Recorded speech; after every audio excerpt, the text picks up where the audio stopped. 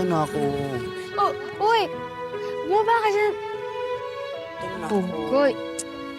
Sultan ako, please. Bright ka ba?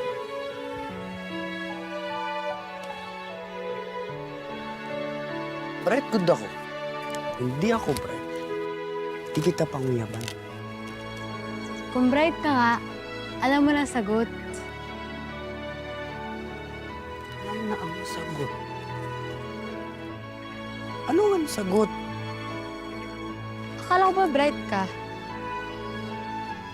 Dili bright yan, ako bright. Unor. Unor to bay. Honor, nimnawong. Bright, bright, bright. Please. Akala ko ba bright ka? Eh kung bright ka, alam mo na sagot. Ang sagot ko. Dong, uli na! Kita na? Uli na! Uli na! Sagot.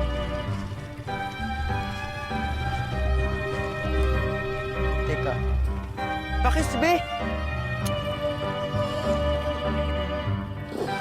Okay na. Bye, Lena. Mwah! See you tomorrow. Erning, alam mo naman yung sitwasyon ko rito. Pasensya na, kuya. Alam mo naman, hindi ka namin guguluhin kung kaya namin. Kuya, ikaw lang...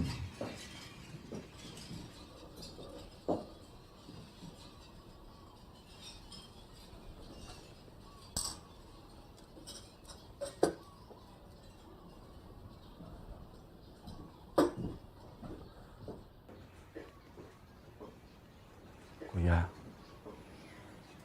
ikaw lang alam namin pwedeng lapitan. Sa'yo lang susunod ang mga taga ron. Si Mayor? Anong silbi ni Mayor? Kuya, nakahibalo man tanga ang mayor, madlock og rebelde. Siya mismo ang nagbibigay para hindi siya guluhin. At habang nagbibigay siya sa kanila, lalo lang lumalakas ang loob nila para mangikil. Ang mga sundalo. Bakit hindi nyo lagyan ng tropa ng sundalo? Bugawin nyo.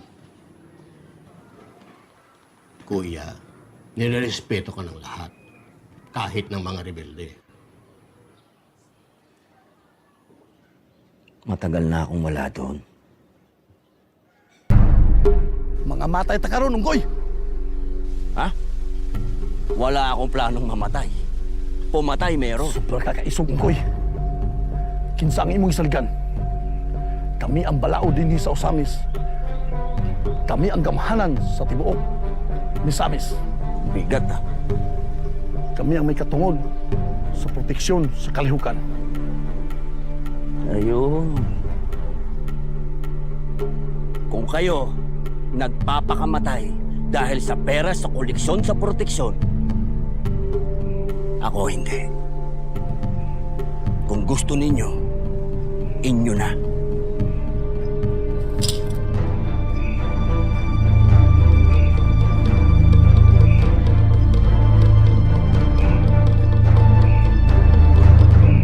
Pati yung pera sa sugalan, inyo na rin. Pati sa mga kasa, inyo na. Tinuod bang isulti mo, Unggoy? Oo. Sabihin mo sa kambal, Kinsay kaluha. si Mayor, tsaka si Chief of Police. Papayagan ko kayong abusuhin ng mga Taypan. Pero wag na wag ninyong aagawan ng lupa ang mga katutubo. At pag pinahirapan niyo ang mga masa, babalik ako. Aalis ka ng Lawis?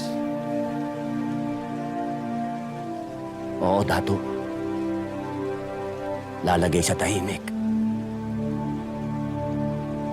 Bubuo ng pamilya.